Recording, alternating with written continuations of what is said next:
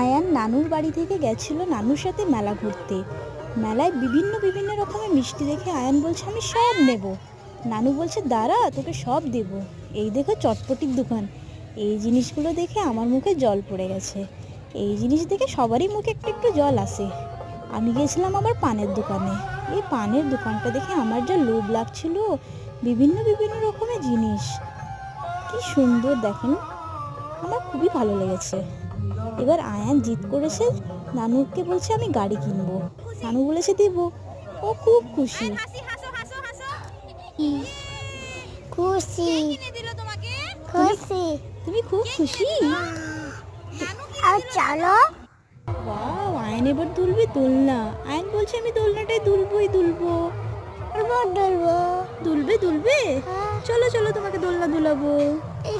ও পার্কে পরে আমরা